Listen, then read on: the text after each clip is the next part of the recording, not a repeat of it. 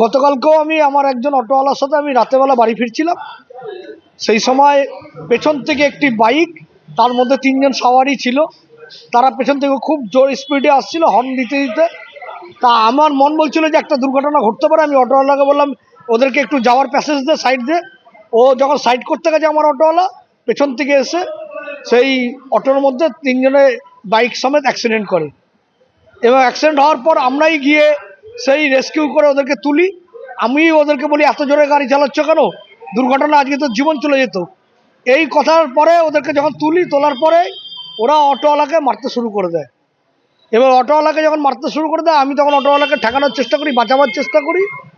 In the mean টাইমে তারপরে ওরা ওদের কোনো একটা বিয়ে বাড়ি থেকে ফিরছিল কাছাকাছি, সেই বিয়ে বাড়িতে ফোন করে আরও ওদের দলবল সাঙ্গপাঙ্গকে তারা ফোন করে ডেকে নেয়।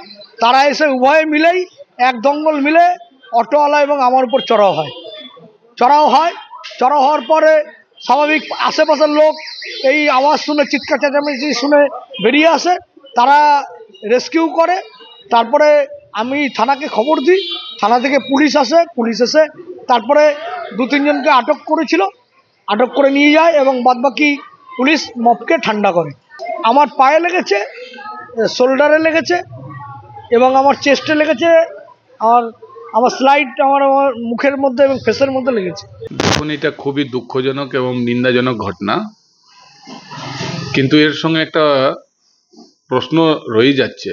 আমরা যে বিরোধী পক্ষ ভারতীয় জনতা পার্টি নেতারা বা আমরা যারাই বলি কি পশ্চিমবাংলায় সাধারণ মানুষ নিরাপদ নয়, এই ঘটনাটা প্রমাণ করছে যখন শাসক দলে কাউন্সিলর নেতা যদি নিরাপদ নয়, তাহলে সাধারণ মানুষ নিরাপত্তার উপরে প্রশ্ন কিন্তু থেকেই যাচ্ছে। এটা নিন্দাজনক ঘটনা, জনপ্রতিনিধি মার খাচ্ছে এবং রাত্রিবেলা এরকম ঘটনা একটা ঘটেছে, তাহলে বারবার যে মহিলাদের সঙ্গে শ্লীলতাহানি হচ্ছে, তখন তো মাননীয় মুখ্যমন্ত্রী বলে দেন কি মহিলাদেরকে রাত্রিবেলা ঘর থেকে না বেরোতে। তাহলে এটা প্রমাণ করে দিচ্ছে কি পশ্চিমবাংলায় কিন্তু সাধারণ মানুষ নিরাপদ নয়। যেখানে শাসক দলের কাউন্সিলরই রাত্রিবেলা মার খাচ্ছে, তাহলে সাধারণ মানুষের নিরাপত্তা কোথায় যাবে?